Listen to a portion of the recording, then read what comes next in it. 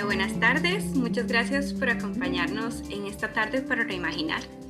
Esperamos que se puedan poner cómodos y cómodas y nos acompañen a conversar. Desde ya nos pueden ir dejando sus comentarios y sus preguntas por acá en este video. Primero, para empezar, les quiero contar que esta actividad está enmarcada en la exhibición de artes visuales llamada Reimaginar la Frontera, que acabamos de abrir en el museo. El museo está abierto y pueden ir a visitarla porque además de ser un espacio muy seguro, tratamos de tomar todas las medidas sanitarias necesarias para que ustedes puedan disfrutar. Y bueno, Reimaginar la Frontera también es un espacio que hemos querido gestionar desde el museo para dar lugar al diálogo sobre temas que consideramos apremiantes. Empezamos con el tema de comunidad, si lo recuerdan, en los meses anteriores, y ahora continuamos con la frontera. Y bueno, qué mejor manera de empezar este diálogo que con personas que llevan años investigando sobre temas asociados a las fronteras. Y para estos efectos, a nuestros invitados e invitada les formulamos algunas preguntas que nos hemos hecho nosotras en el museo, pero también nos imaginamos que ustedes se hacen estas preguntas, sobre todo en la coyuntura que nos toca vivir. La primera pregunta que les hemos hecho es, ¿cómo entienden ustedes el concepto de frontera hoy? Con la pandemia, es la segunda, ¿qué aspectos de la frontera se han transformado? ¿Y cuáles han sido los mayores aprendizajes de esta crisis con respecto a las fronteras? La tercera es, ¿cómo podemos todos y todas desde nuestra cotidianidad aportar a la solución de las problemáticas derivadas de las fronteras? ¿Y qué cosas permiten las fronteras que pasen? Y la cuarta y última es ¿cómo imaginan ustedes las fronteras del futuro? Que es una pregunta muy potente. Les hemos pedido que de manera muy libre nos cuenten sus impresiones al respecto, pero también estamos muy interesadas en conocer sus preguntas y cuestionamientos sobre la frontera. Entonces vayan contándonos. Sin más preámbulo, quiero darle las gracias a Carlos, a Tania y a Guillermo por acompañarnos y por su generosidad, no solo para compartir sus experiencias hoy, sino para la gestión de este espacio también. Y antes de darles el espacio, les voy a presentar propiamente a cada uno y a cada una de ellas. Bueno, don Carlos Sandoval García obtuvo su maestría en el Instituto Tecnológico de Estudios Superiores de Occidente, en Guadalajara, México, y su doctorado en Estudios Culturales por la Universidad de Birmingham, en Inglaterra. Labora como profesor e investigador de grado y posgrado en la Universidad de Costa Rica, en donde coordina el doctorado en Ciencias Sociales sobre América Central. Su último libro se titula Centroamérica Desgarrada, Demandas y expectativas de jóvenes residentes en colonias empobrecidas, publicado por Claxo en el año 2020. Colabora en labores de activismo y acompañamiento con comunidades migrantes en Costa Rica. Muchas gracias, don Carlos, y bienvenido. Bueno, la siguiente es Tania Rodríguez Echavarría, quien es doctora en Geografía del Desarrollo de los Países Emergentes por la Universidad de París Diderot, en Francia. Es docente e investigadora en la Universidad de Costa Rica y directora del posgrado en Ciencias Políticas. Se ha interesado en temas relacionados con las fronteras, el poder y la naturaleza. Ha investigado sobre las dinámicas extractivas en la región centroamericana y el rol de los monocultivos. Además, ha trabajado en el tema de la gobernanza ambiental en cuencas transfronterizas. En el artículo Gobernanza ambiental en cuencas transfronterizas, la cuenca del río Sixaola, Costa Rica, Panamá, del 2019, en la revista Iztapalapa, y en el capítulo Mitos y realidades de la gobernanza del agua en la cuenca transfronteriza del río Sixaola, Costa Rica, Panamá, del libro Cuencas transfronterizas, la apertura de la presa del nacionalismo metodológico, publicado por Ciesas en México. También se ha interesado en los debates alrededor del extractivismo agrícola, publicando los artículos Extractivismo agrícola, frontera y fuerza del trabajo migrante, la expansión del monocultivo de piña en Costa Rica, en las regiones fronterizas, en la revista del Colegio de la Frontera Norte, México, y entender el extractivismo en regiones fronterizas, monocultivos y despojo en las fronteras de Costa Rica, del 2018 en las fronteras en la revista Sociedad y Ambiente. Actualmente está desarrollando un proyecto de investigación sobre el cacao, la circulación de saberes y la transferencia tecnológica de los monocultivos y los monocultivos verdes desde el Centro de Investigación y Estudios Políticos de la UCR. Muchas gracias, Tania, por acompañarnos. Y también tenemos como invitado a Guillermo Acuña González, quien es sociólogo y escritor costarricense con posgrado en comunicación social. Cuenta con experiencia en investigación, evaluación y sistematización de programas y proyectos sociales en temas migratorios a nivel regional. Fue profesor investigador de Flaxo, sede académica de Costa Rica, y tuvo a su cargo la dirección del Instituto de Estudios Sociales en Población IDESPO de la Universidad Nacional en el periodo 2012-2017. Actualmente labora en el programa Migraciones, Cambio Social e Identidades de dicho instituto, en el cual desarrolla labores de docencia e investigación, y es doctorando en el programa Doctorado de Ciencias Sociales de la Universidad Nacional en Costa Rica. Además, es docente de la Escuela de Relaciones Internacionales, la Escuela de Planificación Social, el Instituto de Estudios Latinoamericanos y la Escuela de Sociología en la Universidad Nacional, y en la Maestría Centroamericana de Sociología y la Maestría en Diplomacia de la Universidad de Costa Rica. Cuenta con publicaciones a nivel nacional e internacional, y en 2019 publicó un ensayo titulado Déjennos pasar, migraciones y transhumancias en Centroamérica, editado por Amargort Ediciones España. Con esta publicación obtuvo en Costa Rica el Premio Nacional de Literatura Aquileo J. Echeverría en la rama de ensayo en 2020. Muchas gracias, don Guillermo, también por acompañarnos. Y bueno, como ven, son invitados de lujo y es de verdad un placer contar con ustedes hoy para conversar de este tema que a nosotras nos tiene apasionadas en el museo. Entonces, sin más, les doy el espacio. Bueno, como convinimos, yo inicio, ¿verdad? Primero agradeciéndoles a ustedes en el museo por ocuparse del tema, tanto en la instalación que tienen como en estas actividades virtuales que están desarrollando. Como ustedes nos sugirieron, yo voy a ir refiriéndome a las preguntas que ustedes formularon, y voy a ir recurriendo a algunos ejemplos de actualidad para digamos, enfatizar las ideas principales.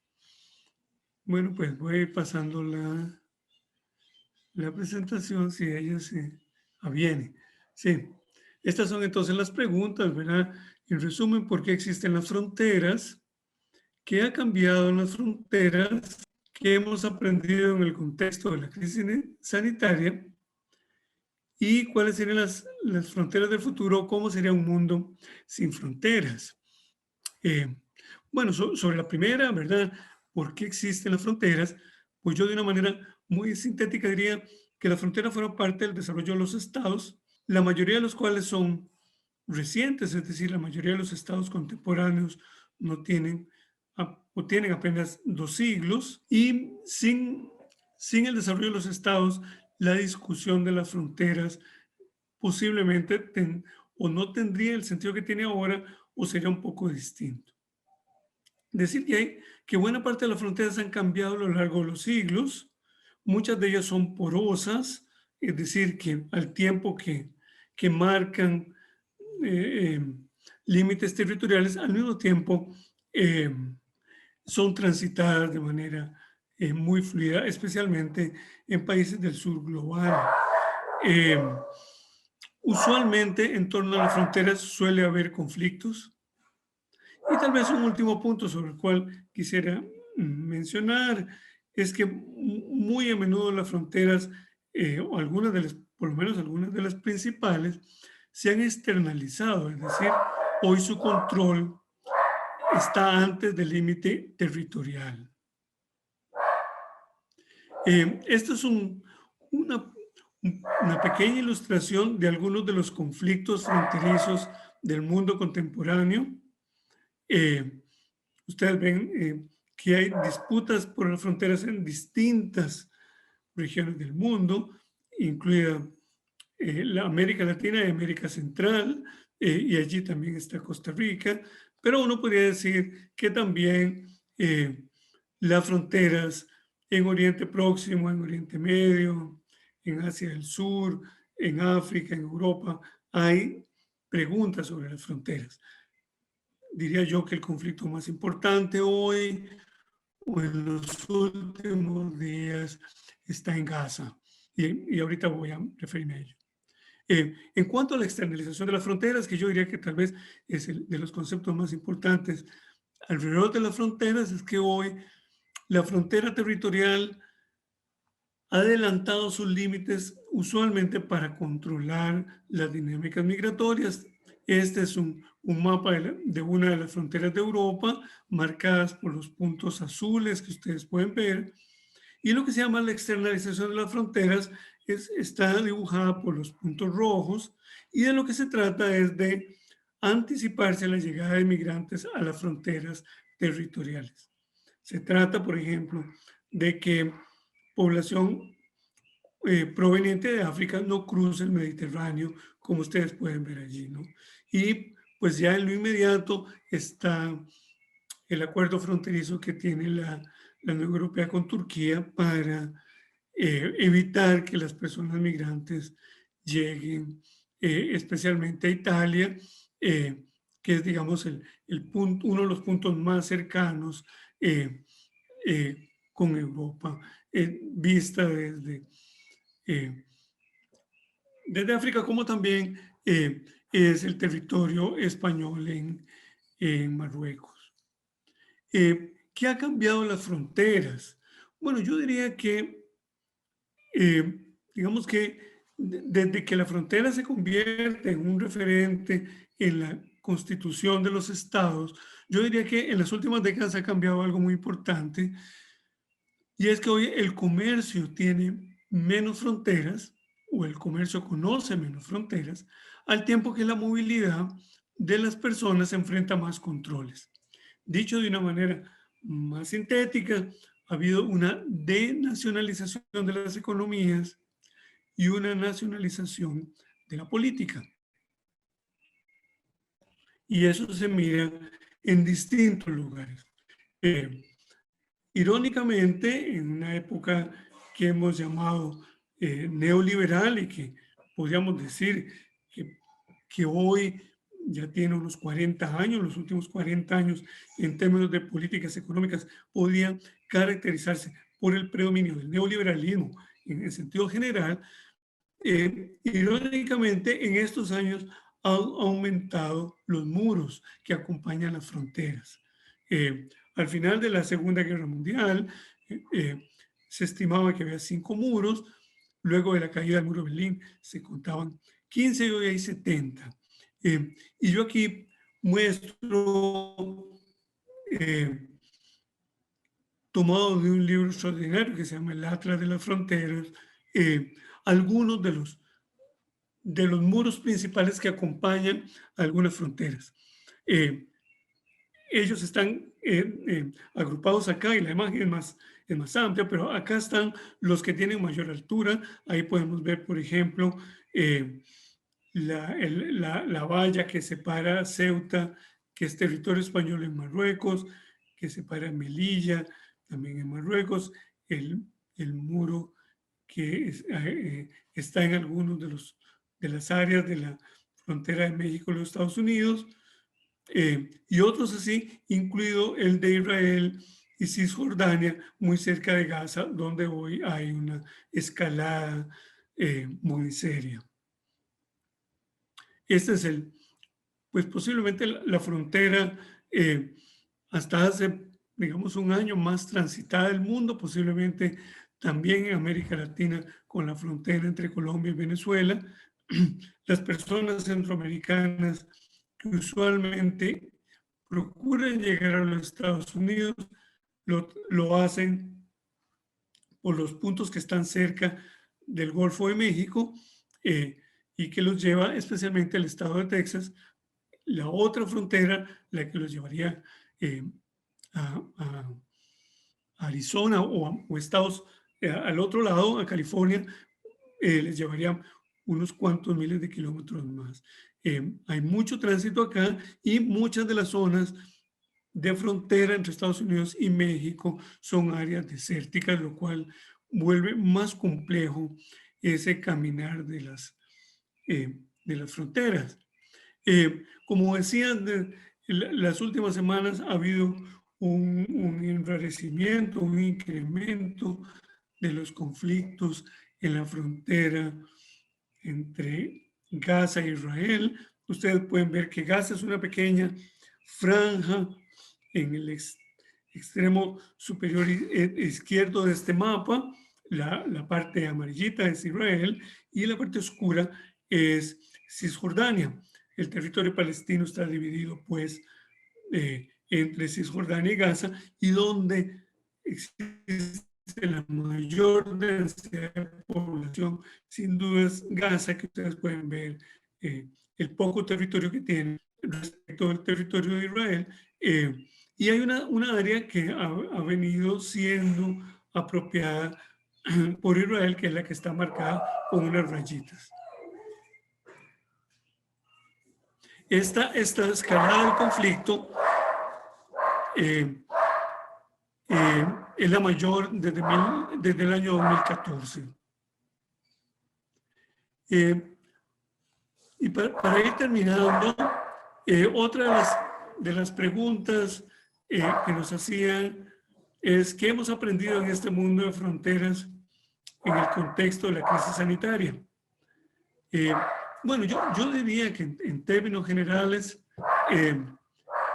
hemos confirmado, analizando el aumento y la distribución de los casos, la concentración de las licencias y la distribución de las vacunas, que la crisis sanitaria actual se inscribe en desigualdades previas y que esas desigualdades se han vuelto más complejas en este último año y algunos meses. Aquí la perrita de la casa no deja de ladrar, de manera que voy a cerrar la puerta a ver si la logro. No la logro convencer de que no ladre, sino que haga menos ruido. Un momentito, por favor.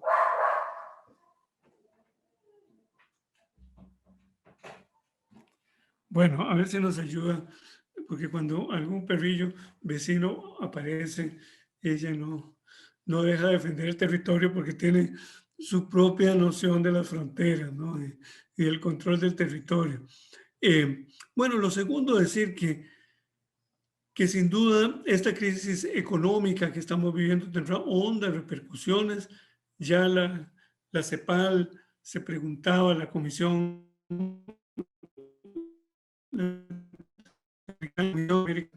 se preguntaba si no estaremos en las puertas de una década perdida, como se le llamó a la década de 1980, y quizá lo que sí no parece haber son iniciativas multilaterales de respuesta a esta enorme crisis que estamos viviendo.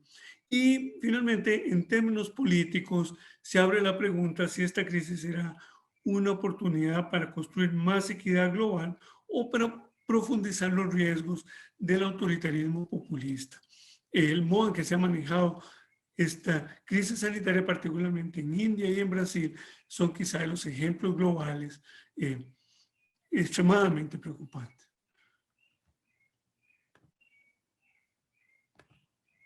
Este es nada más un mapa de estimaciones que sea una revista que se llama The Economist, a inicios de marzo, de cuáles serían las expectativas de vacunación a nivel global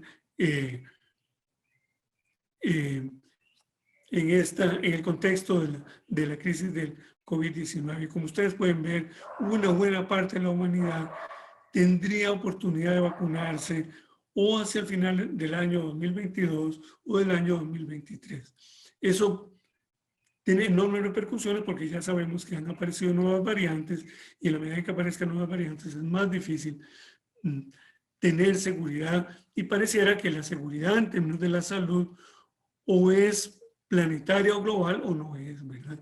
Y en ese sentido, posiblemente la idea misma de un control y una acumulación de vacunas riñe contra cualquier posibilidad de superar esta crisis sanitaria. ¿Cómo sería un mundo sin fronteras? Bueno, yo diría que primero habría que decir que el nacionalismo ha tenido la enorme capacidad de persuadirnos de que pertenecemos a un pequeño territorio en donde compartimos cualidades con otras personas que residen allí. Es decir, que el nacionalismo nos ha persuadido de que más que habitantes del planeta, somos habitantes de una pequeña porción del planeta. Eso pareciera que no va a cambiar muy fácilmente, ¿verdad? Y lo que uno ve en la práctica, en la casuística y también en las discusiones más generales, es la tensión entre el reconocimiento de derechos humanos fundamentales y la inscripción a un Estado. Yo diría para terminar que quizá estamos cerca o cada vez más cerca o ya estamos frente a una emergencia climática que posiblemente no distinga fronteras y que nos va a obligar, ojalá que nos ayude, a pensarnos como habitantes del planeta, que sería la única en el fondo casa que tenemos. Y para finalizar ahora sí, pues aquí hay una estimación de cómo, cómo se distribuye el riesgo climático en el mundo.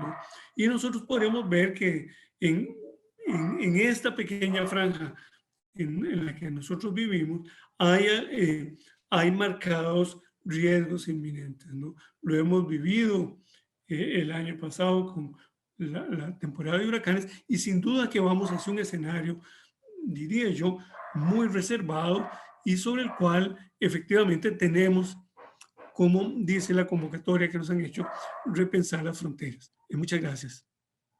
Muchas gracias, don Carlos. De verdad, es impresionante tener esta perspectiva global, ¿verdad? Donde nos indica que si no repensamos, si no reimaginamos las fronteras, pues los riesgos nos tocan a todos, ¿verdad? Y a todas.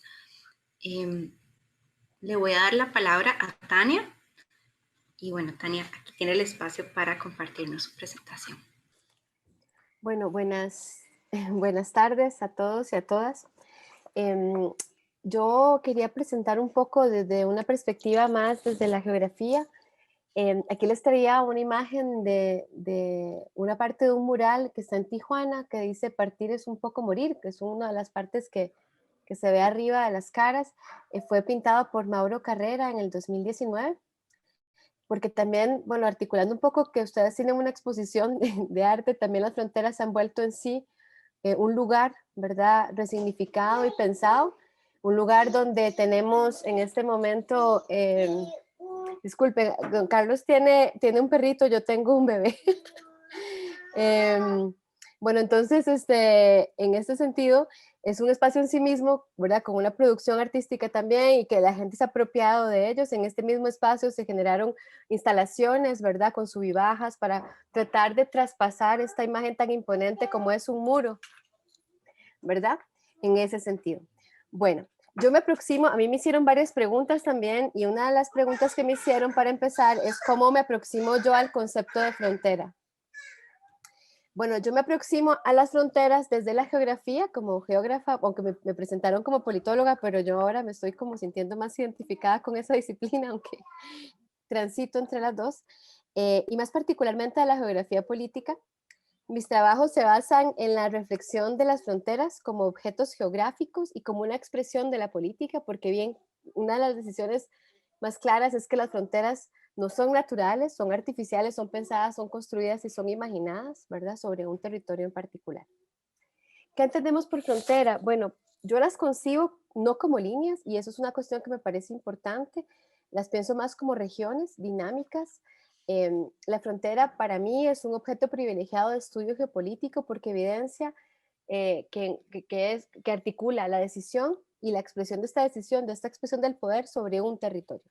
Y Fouché siempre decía que trazar una frontera es un acto de geopolítica aplicada, un juego de poder que evidenció en el pasado un conflicto, una negociación, un arbitraje, etcétera, ¿verdad? Entonces, aquí les ponía una imagen de una frontera que es poco conflictiva, que es la frontera entre Estados Unidos y Canadá, ¿verdad? Que se puede pasar caminando, y en contraposición con la frontera que les acabo de presentar y con la que nos presentó también Carlos, ¿verdad? Que es una frontera de una gran desigualdad y tal vez la gran frontera que más ha sido estudiada, que es la frontera México-Estados Unidos. Yo me aproximo a las fronteras como, ya como les comenté, no como líneas, sino como regiones dinámicas, susceptibles de integrar territorios, que a pesar de esta discontinuidad política que genera una línea pensada, imaginada, ¿verdad? Generalmente por geógrafos y comisiones de límites, y por decisiones políticas de otro orden, ¿verdad?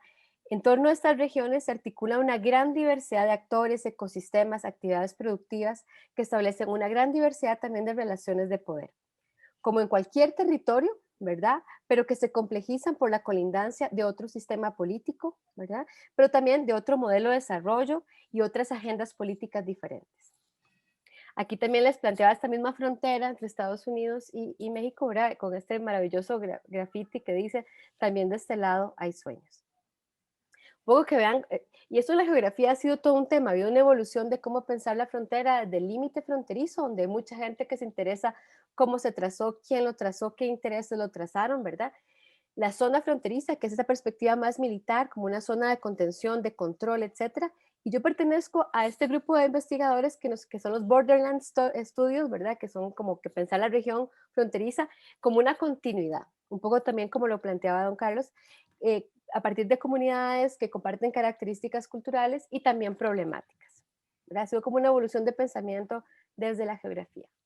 En ese sentido, las fronteras son regiones dinámicas, marcadas por la proximidad del otro, que está afuera del perímetro del Estado-Nación. Es un territorio marcado por la autoridad y al mismo tiempo conectado por un conjunto de dinámicas y lógicas territoriales comunes. Son regiones con características propias, problemáticas propias, algunas, como planteábamos, más porosas que otras más seguras que otras más abiertas, otras más militarizadas, espacios de oportunidad para el comercio, el turismo, pero también para la explotación de la mano de obra y de la naturaleza. Por eso este mapa que les voy a explicar en un momentito, pero también para el tráfico de personas y para el narcotráfico. Pero además son espacios ricos culturalmente, específicamente yo voy a hablarles más del caso centroamericano, que es el que llevo más tiempo de estar estudiando, que fueron lugares, ¿verdad? Las fronteras históricamente centroamericanas fueron lugares de refugio de la población indígena que huía del sistema de explotación de la mano de obra que era la encomienda, y ahí se articularon muchos grupos indígenas, estos son ricas desde el punto de vista cultural, y por ejemplo, la vertiente caribeña del Istmo, ¿verdad? También ha incorporado poblaciones que vinieron por muchas razones, que no voy a entrar a discutir eso, ¿verdad? Poblaciones afrodescendientes, que han generado una continuidad cultural que traspasa todas las fronteras del Istmo casi, y que están localizados en lo que Caroline Hall siempre mencionó como microcosmos caribeño. Pero además son espacios ricos culturalmente, pero también son territorios que concentran una importante naturaleza compartida. Este mapa yo lo había trabajado para un artículo que planteaba un poco las áreas protegidas en Centroamérica, ¿verdad? Y analizando cómo estas coincidían con los territorios fronterizos. Este espacio fronterizo que tiene esa riqueza natural no fue porque alguien decidió conservar las fronteras, fue porque fueron espacios olvidados y la naturaleza se conservó, ¿verdad? Porque sí, ¿verdad? Y entonces, ¿qué pasó ahí? Bueno, tenemos hoy en día en esos territorios fronterizos parques naturales, bosques, humedales, y aquí les quería presentar también cuencas transfronterizas. ¿Por qué? Porque los españoles, al momento de trazar los límites de las provincias, ¿verdad? Hicieron uso en algunos casos de los cursos de agua para trazar las fronteras del istmo. Y esto generó que grandes ríos como el Lenca, ¿verdad? El Lempa, o qué sé yo, ¿verdad? Usumacinta, que es del otro lado, estén en posición de frontera. ¿Qué genera esto? Bueno, esta naturaleza dividida y este recurso hídrico dividido hace que las fronteras sean un territorio privilegiado en donde se pueden encontrar simultáneamente procesos muy importantes de cooperación a escala nacional, ¿verdad? De cooperación internacional o de cooperación transfronteriza, pero también de conflicto. Y lo más interesante es que las fronteras generalmente coexisten estos dos fenómenos. No es como que primero hay cooperación o solo hay conflicto, sino que casi todas las fronteras del istmo, estos dos fenómenos se dan de la mano y en diferentes escalas. En ellas además coexiste una gran diversidad de actores locales, nacionales, internacionales y transnacionales. Una enorme cantidad de empresas transnacionales, especialmente extractivas, están localizadas en posición de frontera, petróleo, minería, agricultura, está ahí.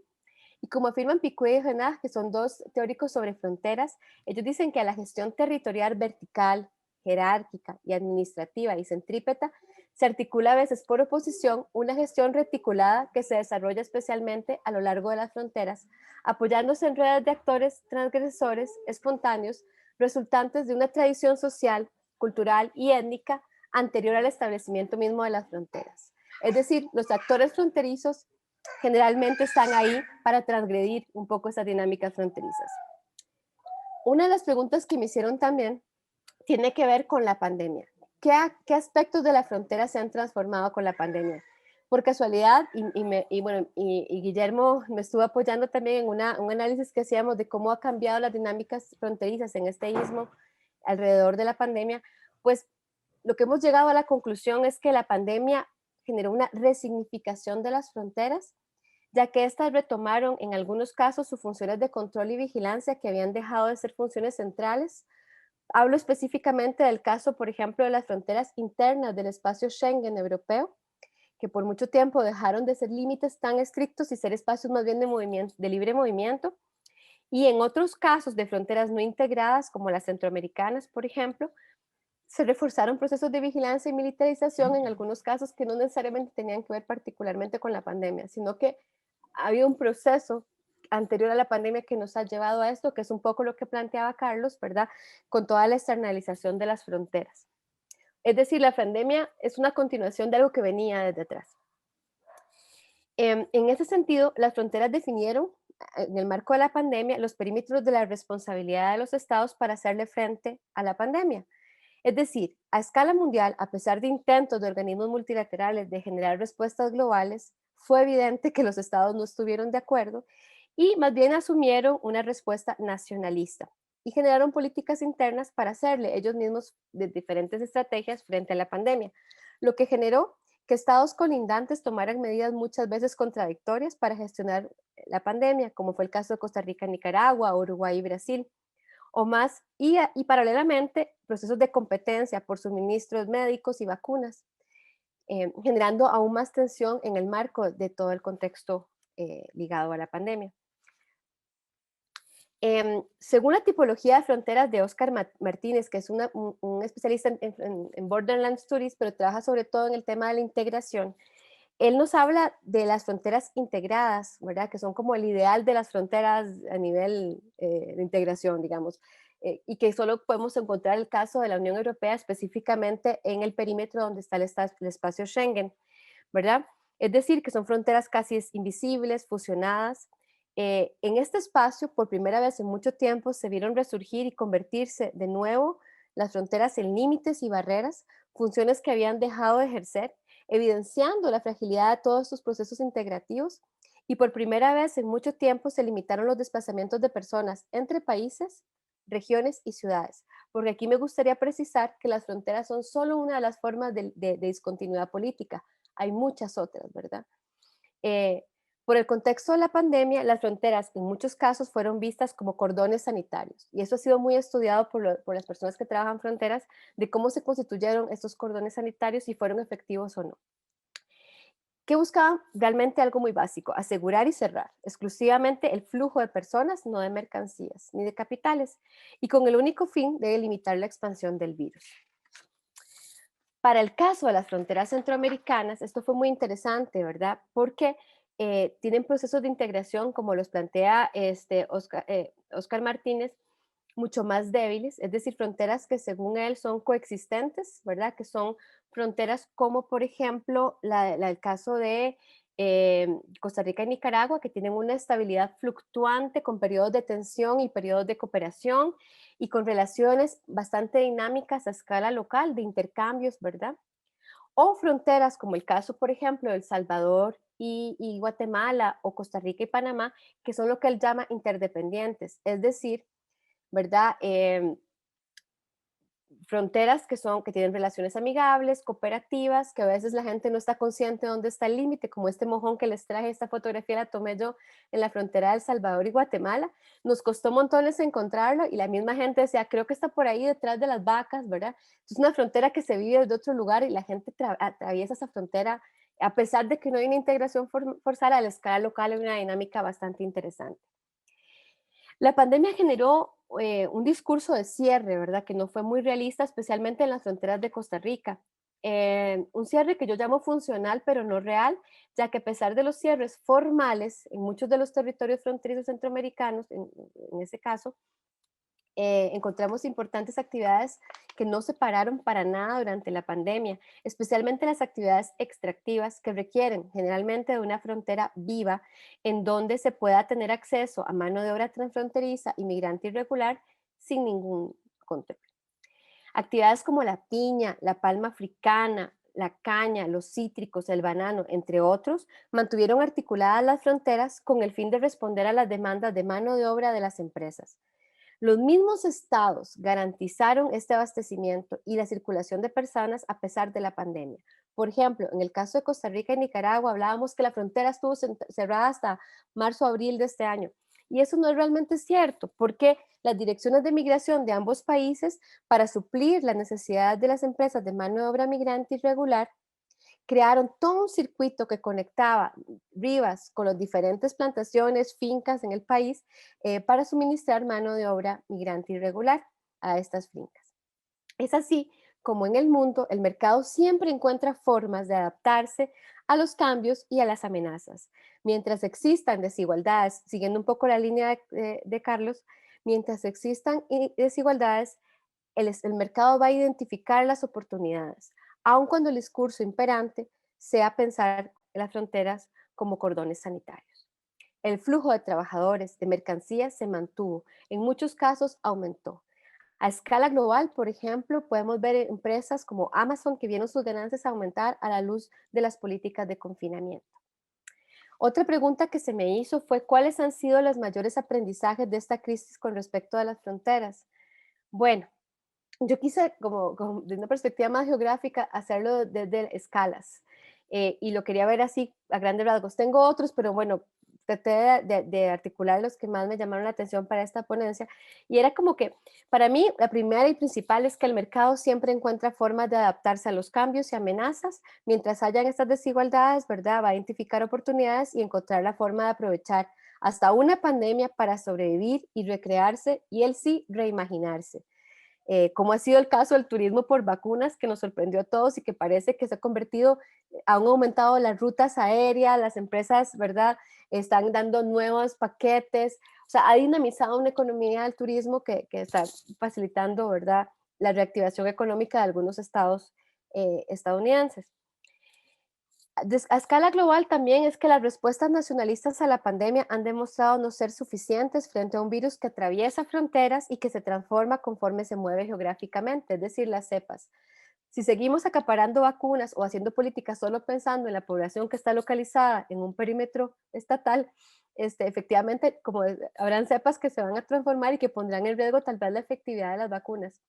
Entonces, pensar solo en su propia población se está volviendo inoperante y tal vez por eso vemos ahora decisiones como la de Biden de apoyar la apertura, ¿verdad?, la flexibilización de las patentes. Aunque vamos a ver si es un discurso o una realidad. A escala regional, por ejemplo, una cosa que me llamó mucho la atención es que las fronteras están articuladas por actividades económicas y extractivas que dependen de la mano de obra migrante, irregular y transfronteriza, y de regiones como las fronteras en donde la presencia del Estado es convenientemente más débil, ¿verdad? Entonces, las fronteras están volviendo también espacios de oportunidad o han sido históricamente espacios de oportunidad para este tipo de actividades. Los intereses de las empresas extractivas fueron siempre una prioridad por encima de la emergencia sanitaria. Y eso es muy fuerte, ¿verdad? Verlo a escala regional y no solamente en las fronteras, ¿verdad? Sabemos que el capital privado ha tenido una preponderancia en las decisiones.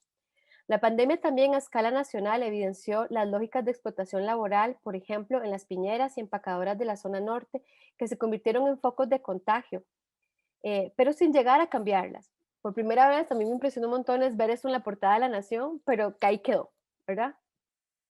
Y expuso las lógicas de despojo, pero nunca se pensó en generar acciones para cambiarlas. Y yo creo que se desperdició una gran oportunidad, la de cuestionar este modelo de desarrollo agroexportador basado en la explotación de mano de obra y de destrucción de la naturaleza, que fue el que o sea, que al inicio nos trajo este virus, ¿verdad? Entonces es como una cuestión bastante paradójica.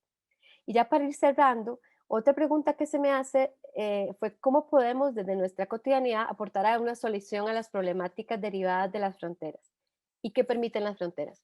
Bueno, de mi perspectiva, yo diría que, y citando a J. Hansel, de que escribió en 1938, él decía que no hay problemas de fronteras, se trata de problemas de naciones. Y creo que la frontera como tal no es un problema. A escala local lo que prima es la proximidad y el intercambio. Citando a Christian Alvarez Schulz, que es una geógrafa sobre estudios fronterizos que trabaja sobre los ambientes, las fronteras alpinas, ella decía que la frontera es así una construcción territorial que pone distancia donde realmente siempre ha habido proximidad. Es decir, los territorios fronterizos son permeables, multiculturales y marcados por la cercanía. Pascal Giraud siempre dice que tienen relaciones umbilicales, o Carlos Granados y Matul plantean que son vecindades transfronterizas. El problema es cómo pensamos las fronteras y cómo las hemos imaginado desde los centros nacionales. Seguimos percibiéndolas como territorios empobrecidos y periferias marginales y peligrosas, y desde ahí nos hemos acercado a ellas, eh, sin promover su desarrollo y obviando muchas veces su importancia geopolítica, su riqueza natural y cultural. Las fronteras están conectadas a cadenas globales de mercancías, etcétera, y no estamos conscientes de cómo eso está funcionando y cómo está afectando a las poblaciones locales en ese sentido. Otra pregunta, ya para ir cerrando, es cómo me imaginamos las fronteras del futuro. Y yo, lastimosamente, hoy me hubiera encantado ser más positiva, pero vengo de otro lugar.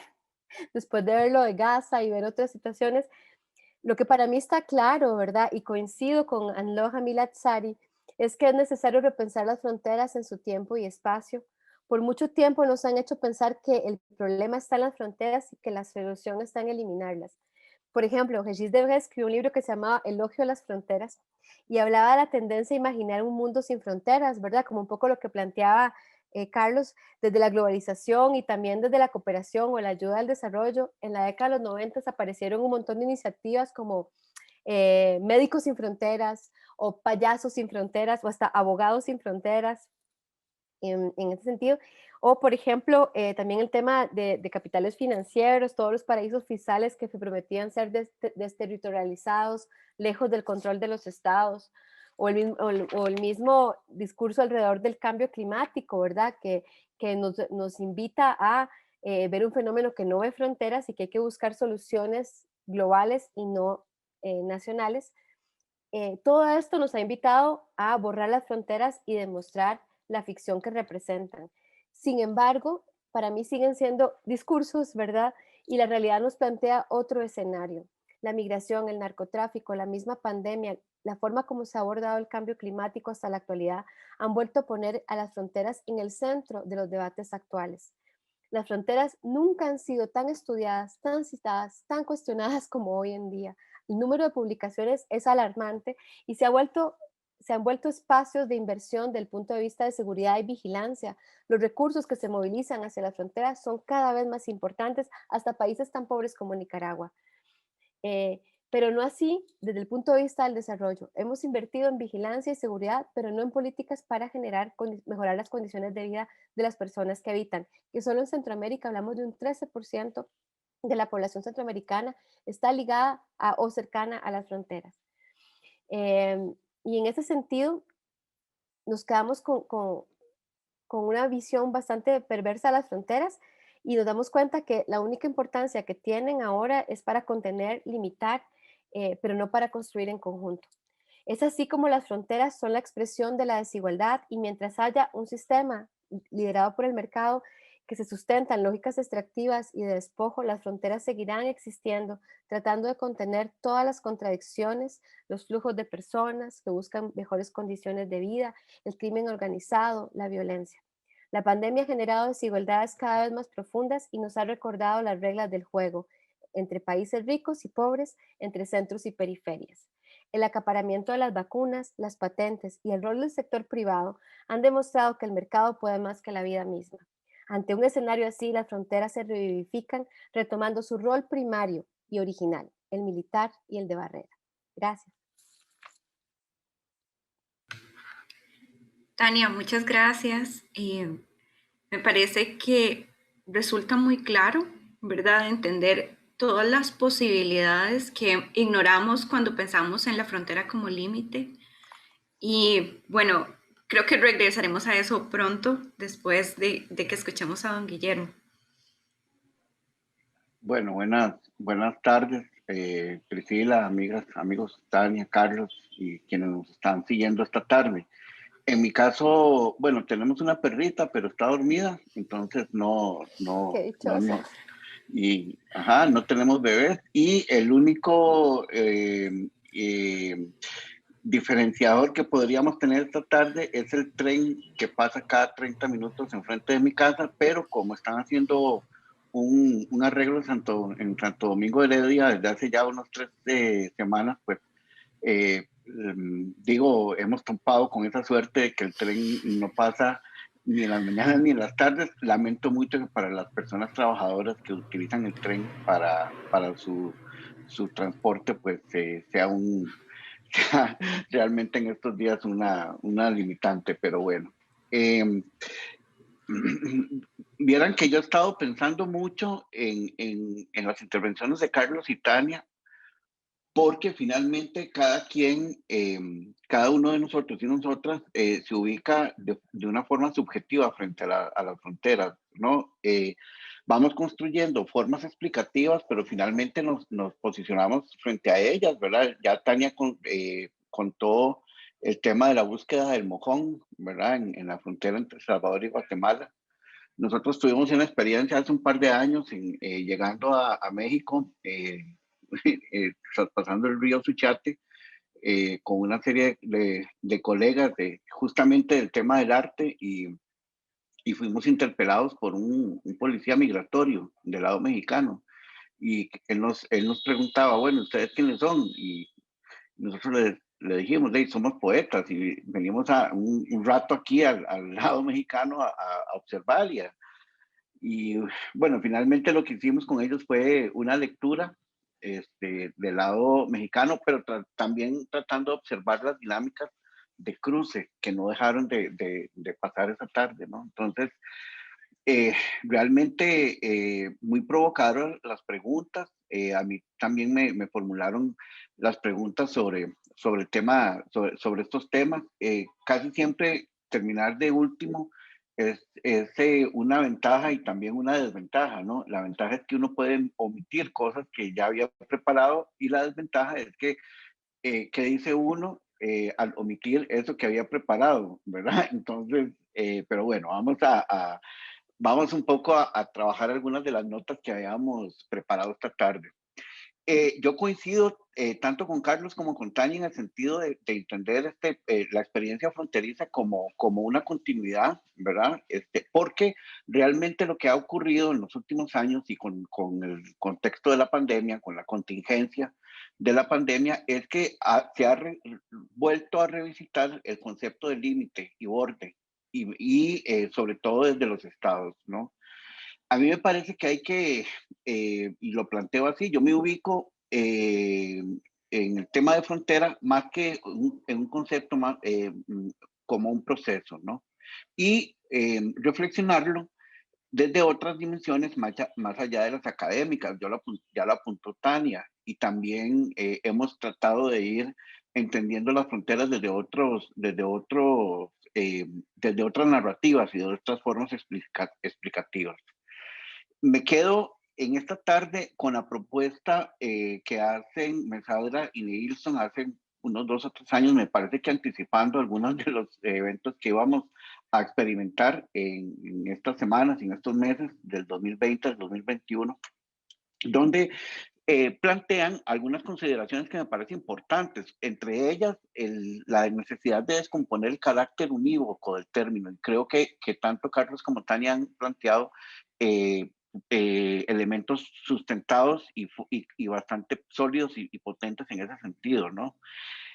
Hay polisemia en el término, en su implicación operativa y su sentido desde el punto de vista sociopolítico, geográfico y también político, dicen ellos, ¿no? Hay una tensión también entre la territorialidad exclusiva y las fronteras lineales, ¿verdad? Que es un poco esta idea de límite y borde también, o bordes y confines, ¿verdad? creo que hay una colega de Tania que en abril planteó en un número especial sobre geografía política en medio de la pandemia, una investigadora de apellido Lois, a la que he visitado mucho en estos meses también, porque por lo clara que ha sido, ¿no? Y nos hace la diferencia entre fronteras, ella llama fronteras dinámicas y fronteras aburridas, ¿verdad?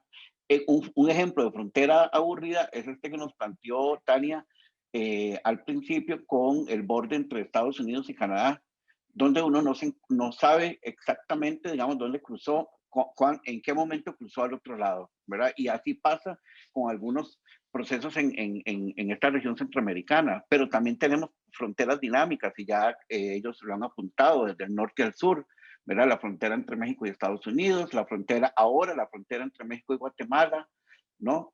Y yo acostumbro también a incluir una frontera que me parece que es caliente, hablando en los términos, ¿verdad?, conceptuales, que es la frontera entre Panamá y Colombia, ¿verdad? Y el denominado tapón del Darién, porque me parece que esa frontera, que es una entrada desde el sur a Centroamérica, para las movilidades extrarregionales, plantea una serie de desafíos y consideraciones en términos de gestión del territorio y de gestión del territorio planteada por actores que no necesariamente son los estados, ¿verdad? Y en Tapón del Darién y en esa frontera, que son más o menos 100 kilómetros, aparece de todo menos los estados colombianos y panameños y el panameño en esa gestión.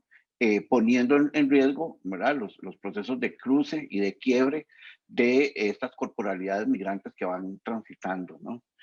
Y un cuarto elemento en esta aproximación polisémica que yo asumo o que me gusta asumir es justamente pensar en esas subjetividades que atraviesan los procesos fronterizos. Y hay algo claro que quedó planteado desde el año pasado, es que justamente las subjetividades en contextos de movilidad quedaron comprometidas, ¿verdad? A partir de los cierres, del concepto de cierre de frontera como si fuera una línea administrativa, ¿no? Y hubo poblaciones que o no pudieron regresar a sus países de origen o no pudieron ingresar a los países de tránsito o de destino, fueron devueltos, ¿verdad? O quedaron en ese limbo, ¿verdad?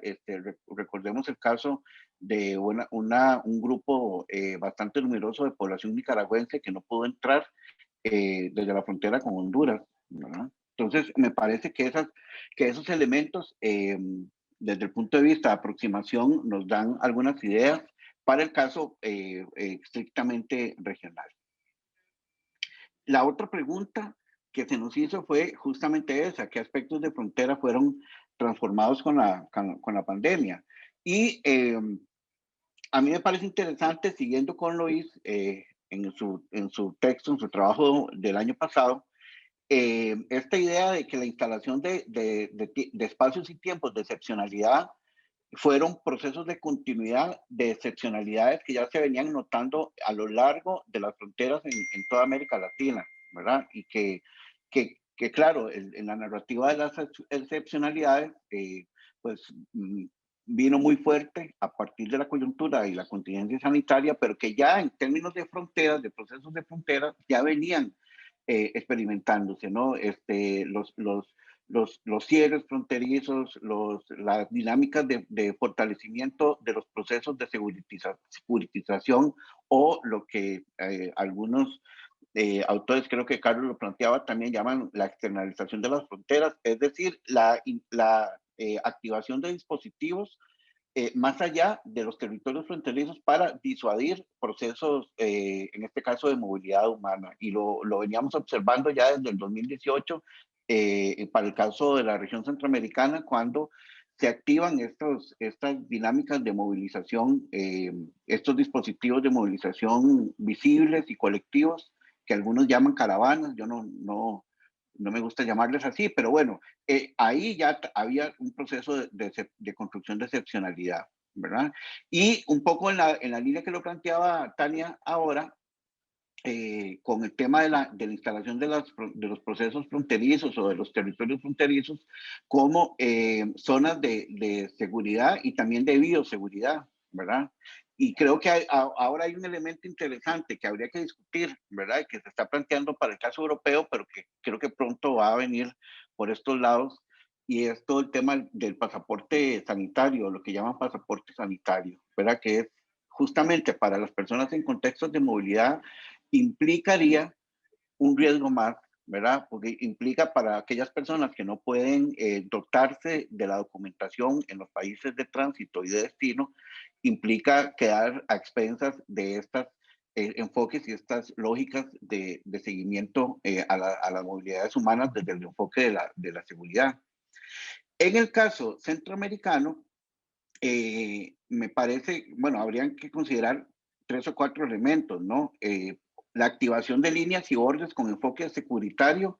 Esta fotografía yo la tomé el 15 de marzo del año pasado. Yo pasé por esta frontera, que es un territorio fronterizo entre Nicaragua y Honduras, el 15 de marzo a las 7 de la mañana, y yo sentía donde venían detrás mío cerrando todas las puertas, ¿verdad? Se venían cerrando todas las fronteras, todas las puertas. Esa frontera, ese día, 15 de marzo, en la noche cerró definitivamente hasta meses después, ¿verdad? Entonces, fue muy interesante observar dinámicas de cruces ese día, de cómo, bueno, y fuimos, por ahí hay una fotografía que incluí de cómo nos fuimos testeados, ¿verdad? Fuimos incluidos en una carpa para hacernos algunas preguntas, tomarnos temperaturas, etcétera, ¿no? De dónde veníamos, etcétera. Luego, el tema de las subjetividades y movilidad y los nuevos sentidos en el caso centroamericano, me parece que no hemos terminado de dimensionar qué ha ocurrido con estas movilidades a nivel centroamericano y la relación entre movilidades y fronteras que cierran administrativamente, pero que son desbordadas por los procesos de movilidad natural de las personas que deben sí o sí movilizarse. Ya lo decía Tania, para el caso de las dinámicas económicas en la frontera entre Costa Rica y Nicaragua, pues es claro que si no se movilizan, pues no hay empleo. Y además estas dinámicas, ¿verdad? Ya lo vimos, no detuvieron su dinamismo exportador, ¿verdad? El año pasado la actividad peñera fue una de las que más generó, ¿verdad? Siguió generando a pesar de la crisis, y creo que mucho de eso tiene que ver con el concurso de esta fuerza de trabajo migrante y en condiciones bastante deplorables de trabajo, ¿no? También el tema de las movilidades permitidas, que creo que es algo de lo que hay que seguir hablando. Es decir, hay movilidad, un poco lo decía Tania ahora, ¿verdad? Es decir, la activación del turismo de vacunas, creo que se me asemeja mucho a guardando las distancias, porque creo que hay que hacer alguna comparación con las movilidades de las élites latinoamericanas, ¿verdad? Que siguieron moviéndose a pesar del cierre de fronteras, ¿verdad? Para mucha gente, las élites siguieron permanentemente moviéndose porque tenían sus medios de transporte privados, ¿verdad? Sus aviones, sus jets, ¿verdad? Algunos salieron a resguardarse a sus islas de vacaciones, etcétera. En cambio, hay otras movilidades que no son permitidas, ¿verdad? Y que para ellas las fronteras están clausuradas o cerradas. ¿Cuáles son como los aprendizajes? Que es una pregunta que se nos hizo dentro de esta misma pregunta 2, ¿verdad?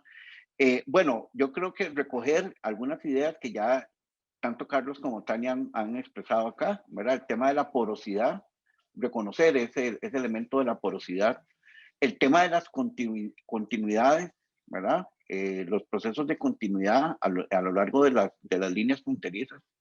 Y a mí hay un elemento que me parece interesante, y es que hay que cuidarnos de detenernos en esta parte de la historia, ¿verdad? Que para todos ha sido muy compleja, para algunos dolorosa, dura, fuerte, ¿verdad? Pero cuando analizamos el tema de fronteras, recordemos que estamos hablando, como decía Tania, de experiencias históricas, de procesos de construcción histórico, ¿verdad? Y que más allá de reconocer la contingencia, habría que señalar bueno, que son territorios, ¿verdad? Recordemos, por ejemplo, la relación entre Costa Rica y Nicaragua siempre, digamos, pendular, ¿verdad? Tensionada, a veces en una llanura, a veces en una montaña, ¿verdad? A veces en una falsa llanura, como dicen los italianos, o a veces en una crispación completa, ¿verdad? Y eso tiene que ver con estas dinámicas históricas que hay que entender. La tercera pregunta es desde el punto de vista de la cotidianidad, cómo solucionar las problemáticas derivadas a las fronteras y qué permiten las fronteras, nos decían. Yo tengo y voy a compartir un par de líneas de un texto que había preparado el año pasado para una publicación también en España, que dice así, y que yo le denominaba, estas son parte de las reflexiones finales, apuntes para otras pedagogías de la convivencia. Mucho antes que fuera instalada la narrativa de la excepcionalidad a escala global, las movilidades humanas habían venido tensionando los regímenes de frontera, que es una noción trabajada por Anne Cron desde el 2011, y horadando los engranajes de articulación de una industria migratoria avasallante, que lo trabajan Neiber y Gamenstorff desde el 2014. Habían demostrado con ello varias cosas: su capacidad de venir como sujeto político capaz de tensionar fronteras y tensionar la administración global de las migraciones, así como liquidar una supuesta ausencia de capacidad o agencia para iniciar proyectos de movilidad por cuenta propia. Todo esto ha continuado, solo que ahora desde posibilidades, lenguajes, prácticas y narrativas distintas. El cierre de fronteras en el marco de la coyuntura sanitaria global representa la recomposición de discursos y prácticas, la elaboración a múltiples niveles de categorías que han recalado en discriminaciones y rechazos de facto para estas subjetividades, que han quedado subsumidas en una especie de nueva lógica, junto con personas trabajadoras de la salud, de las actividades de delivery, limpieza y servicios, y han sido catalogadas como cuerpos que amenazan riesgos biológicos, peligros sanitarios. Sin embargo, estas lógicas pueden ser contestadas. La centralidad de la mirada estatal cuando se habla de fronteras y movilidades debe ser revisada tal y como lo ha dicho Lois en su artículo del año pasado. Existen otros horizontes más allá de abro comillas, existen otros horizontes más allá de la centralidad de la escala estatal, de la trampa territorial en los acercamientos a las fronteras. Emancipar la mirada hegemónica sobre ellas y visibilizarlas siempre será un trayecto posible. En este histórico camino parece que las enfermedades infecciosas ya lo han hecho. No se han emancipado de los seres humanos, pero sí de las fronteras. Confiemos en que si hay que vivir con ellas, la solidaridad, el internacionalismo y el apoyo mutuo continúen disputando porque la frontera sea un bien común. Y finalmente, nos invitaban a imaginar esas fronteras del futuro. Y yo lo que planteaba como notas finales eran 3 elementos que me parece importante. Imaginárselas inscritas en las experiencias cotidianas, ¿verdad? Y eso significa descentrarnos, ¿verdad? Descentralizarnos. Porque en el Valle Central también hay fronteras, ¿verdad? Y hay fronteras de toda índole, y lo vemos ahora más que nunca, ¿no? Hay medios de comunicación que llevan 2 o 3 semanas de estar construyendo una agenda de la espacialidad del riesgo, ¿verdad? Y me parece que eso hay que denotarlo y hay que cuestionarlo. También debemos pensarlas como asumidas como continuidades. Y finalmente, pensar esos procesos de continuidad históricas amplias como dinámicas abiertas, y no se nos puede olvidar el alto componente subjetivo. Y con eso termino esta rápida intervención. Por dicha no pasó el tren. Bueno, no, es que no está pasando ya. Muchas gracias. Te salvaste. Sí. Don Guillermo, muchas gracias a ambos en realidad por apegarse al tiempo también, porque estas dinámicas virtuales pues nos ponen otros ritmos, ¿verdad? Yo me quedo con muchas cosas muy interesantes, en realidad, que vi que se fueron construyendo y tejiendo a lo largo de esta hora, ¿verdad? Sobre todo con la diversidad con la que tenemos que asumir el concepto de las fronteras. Y es que después de que uno lee y se acerca a estos temas, pues eso es evidente, pero si uno lo ve desde lejos, puede que la frontera parezca solo como una línea que divide algo, ¿verdad? Y entonces que ustedes hayan traído este tema de colación me parece muy valioso, ¿verdad? Sobre todo porque este es un espacio construido para la divulgación. Entonces me parece súper importante regresar a pensar estas diversidades, no solo en las dinámicas que las conforman, sino en las formas en que las podemos percibir. Y me quedo también con esa necesidad de devolvernos también a la historia, de cómo estos espacios se construyen y cambian con el tiempo, que a veces los pensamos, ¿verdad? Por la historia que nos toca como espacios estables y ya, y dados, ¿verdad? Pero no, todo lo contrario, nada más lejano de eso. Y eso me lleva a algunas preguntas que nos hacen a través de los comentarios, pero que me surgen también a mí. La primera es, me la detonó Tania con esas fotografías sobre los muros. Me preguntaba, Tania, ¿qué impacto considera usted que pueden tener estos procesos creativos que intervienen las fronteras? ¿Verdad? Como el caso del mural, el graffiti, y me preguntaba también con la anécdota que nos contaba Guillermo sobre la poesía, ¿verdad? ¿Qué cambia cuando están esos elementos en la frontera?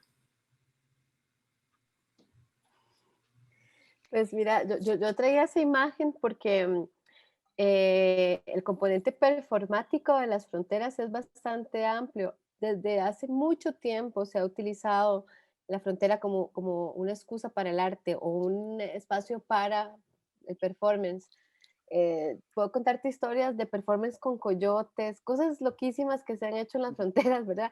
Y que los que estudiamos fronteras terminamos en mesas con artistas que hacen performance. O sea, la frontera se convierte en un espacio de tanta contradicción y tan lleno de sentido que hay mil y un formas de expresión, ¿verdad? De apoderarse de ese espacio y sobre todo las fronteras que son las más difíciles de apropiar, digamos, las fronteras que son esas barreras, como algo tan imponente como un muro, pintarlo es una forma de traspasarlo sin poderlo traspasar. ¿Me explico? Es como decir algo a los que no quieren escuchar, y la cobertura que tienen este tipo de acciones artísticas o de denuncia o hasta los mismos performance, y pues generan, por lo menos hace visible esas contradicciones que existen en esta frontera y todas las...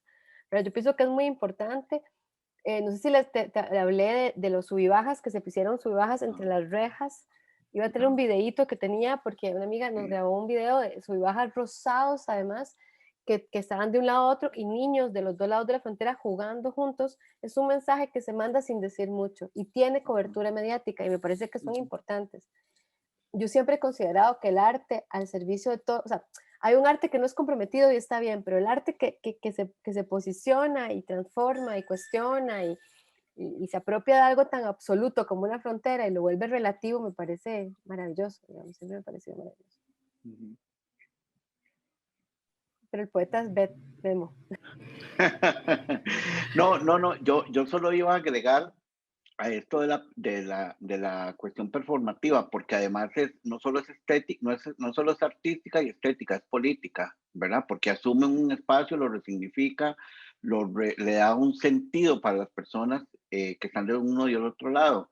No sé si todavía se hace el juego, pero hace unos años eh, se jugaba en esa frontera, sobre todo en el borde, entre Tijuana y San Diego, un juego que se llamaba Tijuana Ball, que era, era como una especie de voleibol, ¿verdad? Pero era con gente del lado de San Diego y gente del lado de Tijuana, jugando una especie de juego así, ¿verdad?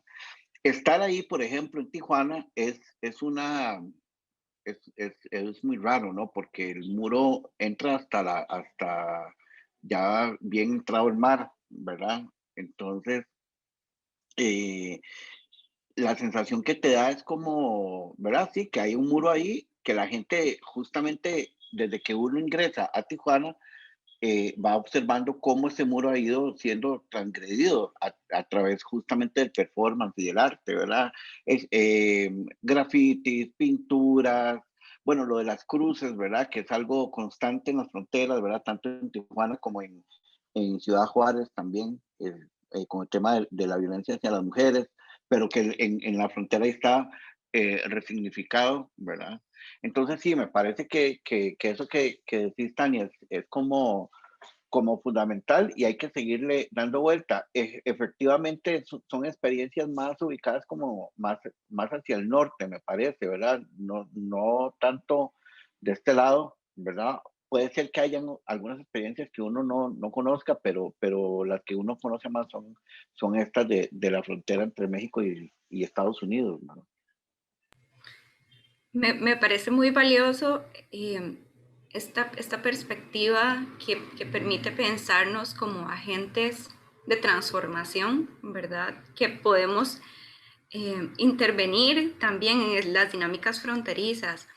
Y recordando también ahorita algunas entrevistas que hicimos para esta exhibición a artistas sobre, sobre su sobre su concepto de frontera, nos decían que, ¿verdad? Muchos coincidían en que los artistas trabajan desde la frontera misma, ¿verdad? Que la frontera es un espacio creativo.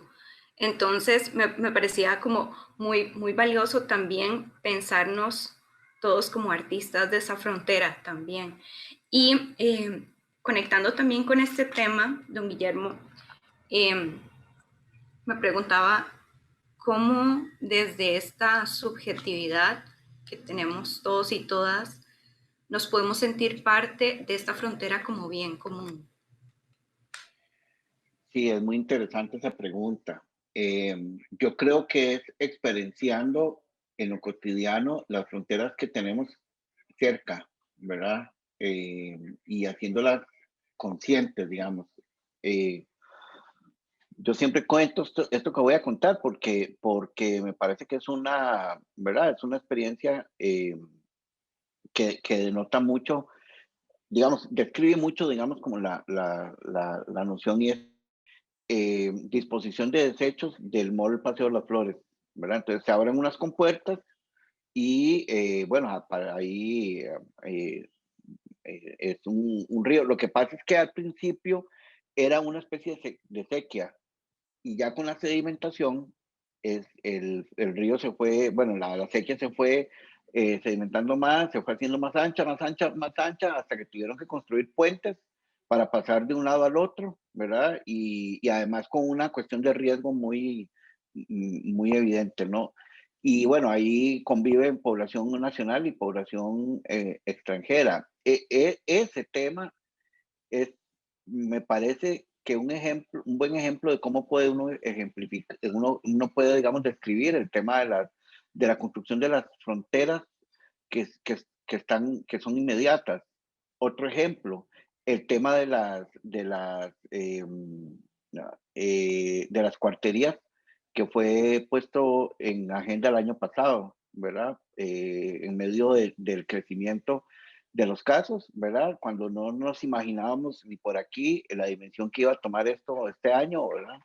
Y cuando se responsabilizó a cierta población por el aumento de los casos. Entonces de inmediato se fue, ¿verdad? Se fue tras esas pistas, ¿verdad? Ya creo que Tania en la presentación nos mostraba la portada aquella terrible de La Nación, ¿verdad? Pero el tema de las cuarterías, ¿verdad? Hubo medios de comunicación que montaron guardia fuera de las cuarterías para ver quién vivía y cómo estaban viviendo y además si eran extranjeros o no, ¿verdad? Y entonces recuerden que las cuarterías inclusive se fronterizaron, ¿verdad? Se pusieron una especie de barreras para que la gente no entrara y bueno, solo entraban las autoridades y tal, ¿verdad? Bueno, son como ejemplos de dimensiones donde nosotros podemos cruzarnos eh, con esas fronteras con las que coexistimos en lo cotidiano, porque da la impresión de que la frontera es como algo lejano a nosotros y nosotras, ¿verdad? Que está allá en la frontera con Nicaragua, en la frontera con Panamá, y resulta que no, resulta que no, en este caso no las externalizamos, las internalizamos, ¿verdad? Es decir, hay procesos de internalización de las fronteras que son como evidentes y bien complejas. Muchas gracias. Antes de continuar, quiero contarles que don Carlos Sandoval no nos acompaña en este segmento porque se tuvo que retirar a atender una de sus clases, pero en el caso de que surjan preguntas dirigidas específicamente a él, se las haremos llegar a su correo. Mientras tanto, voy a retomar algunos comentarios que nos hacen por acá. Tania, le mandan saludos y la felicitan. Tiene muchos comentarios positivos en nuestro video, entonces por ahí puede darse la vuelta después a revisar los comentarios que le hacen. Le pregunta Daniel Lorenzo González. Bueno, hace un comentario más bien sobre la Franja de Gaza y el Banco Occidental del Río Jordán. Dice que nunca en la historia fueron un país independiente y que en primera instancia pertenecían a Egipto y segundo a Jordania. Eso es un comentario que nos hacen. Luego, esta sí es una pregunta dirigida a usted. Nos pregunta Jonathan Vallejos. Me gustaría que le hicieran la siguiente pregunta y primero agradecerle enormemente por el aporte y toda la información brindada al estudio geopolítico mundial. En verdad admira mucho su trabajo y todo el trabajo que ha desarrollado desde la academia. Pregunta cómo se construye el centro y la periferia ante las dinámicas convulsas actuales y dinámicas y de qué manera son representadas. Bueno, yo siempre digo, y citando a otros autores como Taylor y así, que los centros y las periferias no son lugares, son procesos, ¿verdad? Ningún lugar nació con el destino de ser un centro o una periferia, sino son los procesos de acumulación y de despojo los que generan centros y de periferia. Entonces, es algo que en algunos casos puede cambiar, hay otros que más bien se pueden reforzar, más bien las periferias en muchos casos pueden convertirse en semiperiferias que tienen una importancia más política que económica, como por ejemplo un país como Brasil, que muchas veces se le considera como la semiperiferia de América, ¿no? O México, que es donde coinciden dinámicas y procesos de centro y periferia. Yo describo, para simplificarlo lo más posible, para mí un centro es un territorio que concentra procesos de acumulación en donde hay una alta calidad de vida, en donde hay un usufructo de la riqueza que es producida por otros lugares, ¿verdad? En donde hay acceso a servicios, educación, en este caso a vacunas, y que tiene la posibilidad de participar en el juego mundial, tomando ciertas decisiones que los demás no podemos ni siquiera imaginar. También el centro es el que tiene ese privilegio del ocio, ¿verdad? Las vacaciones, el derecho a la cultura. Y muchas veces en las periferias nos consignan que, hablando que estamos también en una dinámica de museo, ¿verdad? Que a la periferia más bien se le consigna la artesanía y no el arte, ¿verdad? Y en ese sentido yo diría que las periferias son donde hay una tecnología más rudimentaria, no hay la posibilidad de innovación que hay en los centros. Las periferias generalmente producimos las riquezas que otros van a beneficiar. Hay una transferencia sistemática y cotidiana de las riquezas hacia los centros. Son espacios que en el juego de poder, ¿verdad? Estamos generalmente en una posición de producir bienes que tienen poco valor en el mercado internacional y así se va perpetuando esa permanencia de procesos de periferia en un territorio. Entonces, así se producen, es algo histórico. Pienso yo que hay países que se logran salir a veces de estas dinámicas, ¿verdad? Como la India, pero yo pienso que son más bien semiperiferias en donde hay procesos de centro y de periferia al mismo tiempo. Países muy desiguales son las semiperiferias. En fin, podría seguir hablando de eso porque yo doy una clase en mi curso de Geografía Política en la U sobre eso y me encanta. Pero sí, se producen así. Es una cuestión muy, muy perversa, ¿verdad? Y en la actualidad creo que nos ha quedado muy claro, sobre todo con la pandemia, cuál es nuestro lugar en este juego de distribución del poder mundial. Tal vez para no desaprovechar el espacio, usted puede referir a algún documento o algún texto que considere clave en este tema. Ay, bueno, hay muchos, ¿verdad? El tema de la división del espacio, o sea, todo ese tema de centro y periferia es muy antiguo, ¿verdad? O sea, se trata del siglo XVIII, casi que la división. Pero, por ejemplo, autores claves, bueno, el clásico que es Immanuel Wallerstein, autores que lo revisitan, Peter Taylor, ¿verdad?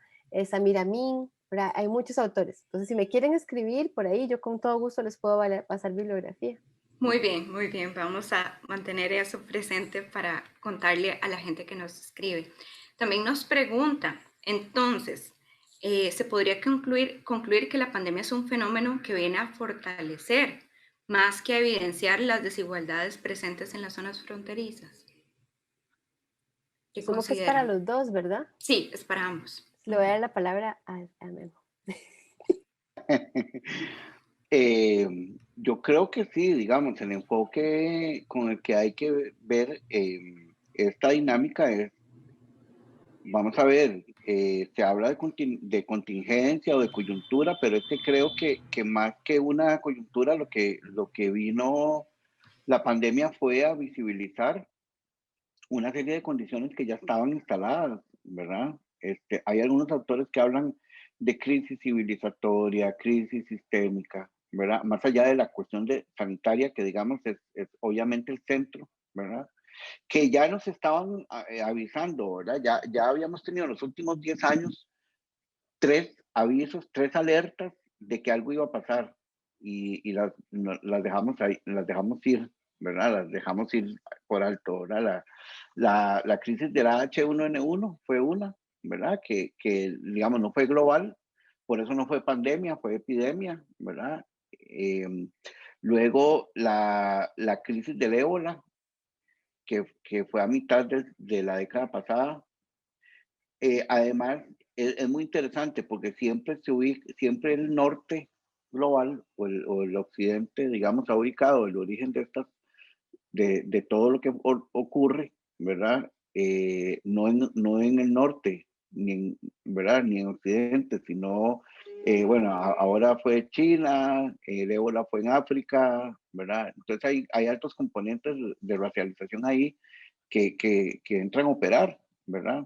Eh, y que se mantienen a lo largo de toda la lógica, digamos, de operación de la contingencia. Hoy exactamente vi una noticia que decía que no descartaban, ha tomado de nuevo fuerza la tesis de que esto que nos está pasando fue un descontrol en un laboratorio en Wuhan, en China, ¿verdad? Que lo ubican ahí justamente y que fue algo que se les descontroló, que salió, ¿verdad? Se les salió de las manos, etcétera, ¿verdad? Pero bueno, son recurrentes estos temas. Pero sí, el tema, y ya concretamente, digamos, acordémonos que nosotros en Costa Rica entramos a esta situación con altos niveles de desigualdad, con altos niveles de desempleo que eran históricos, ¿verdad? Ya en febrero, eh, que veníamos de una coyuntura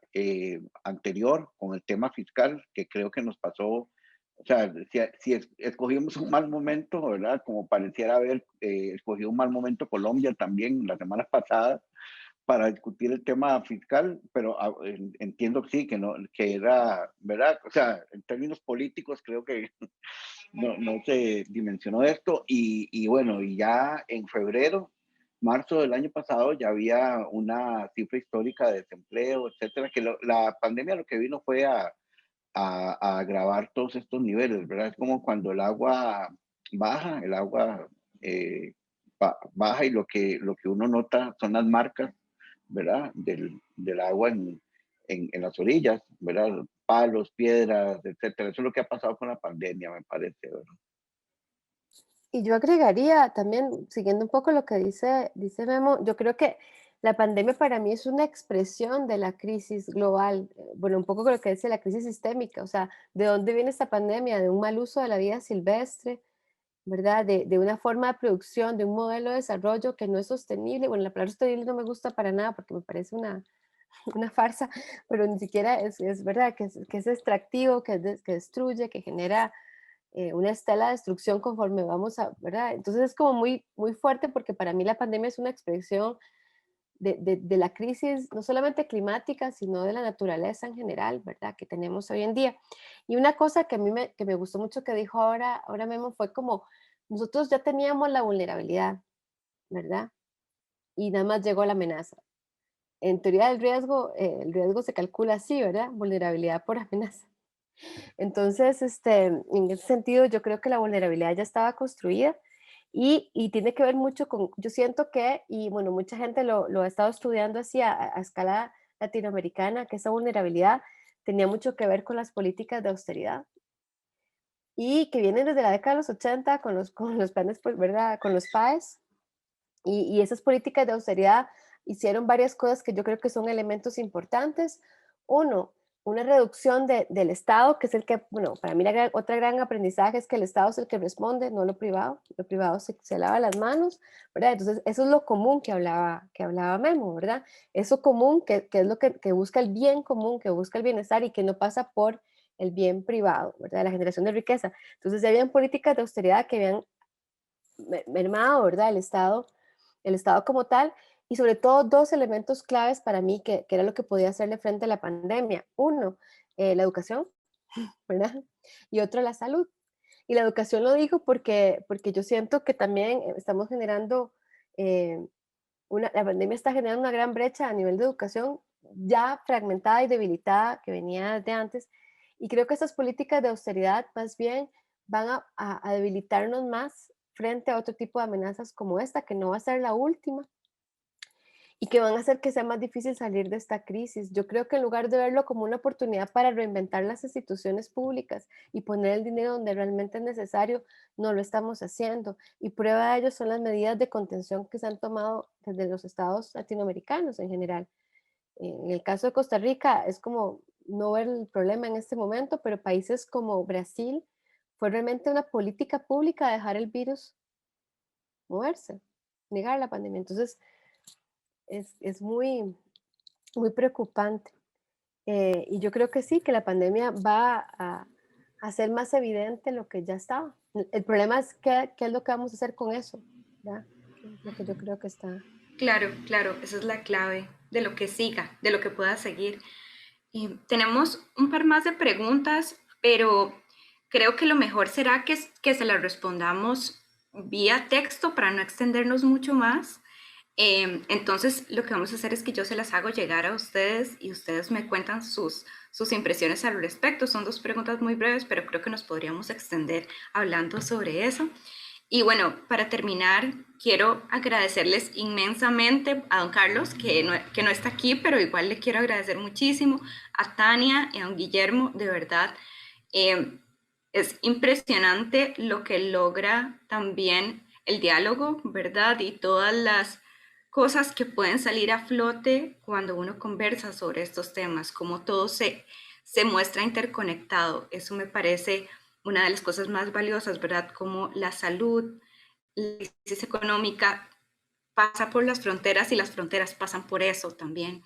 Entonces, de verdad, muchas gracias. Quiero también agradecerles a ustedes por acompañarnos, por sumarse hoy, por sus preguntas y por su participación. Esperamos que este sea, como lo es para nosotras desde el museo, un esfuerzo para visibilizar acciones posibles y rutas que podemos tomar en la construcción de un mejor presente y un mejor futuro, por supuesto. Y además aprovecho para invitarlos a seguirnos acompañando en nuestro próximo conversatorio que conecta mucho con la ponencia de don Guillermo, ¿verdad? Con las otras percepciones subjetivas de la frontera, porque vamos a hablar de reimaginar las fronteras de los cuerpos. Y bueno, este será el miércoles 16 de junio a las 4 de la tarde, por si lo quieren agendar desde ya. Y también les invito, por supuesto, a seguir atentos a nuestras redes sociales, donde siempre hablamos sobre nuestras exhibiciones, sobre las actividades que vienen, y a suscribirse a nuestro canal de YouTube, donde podrán acceder a esta y a las conferencias pasadas y conversatorios y charlas que hemos tenido, tanto de arte, ¿verdad?, asociados con temas de arte, como de arqueología y de numismática. Entonces, nada más, muchas gracias.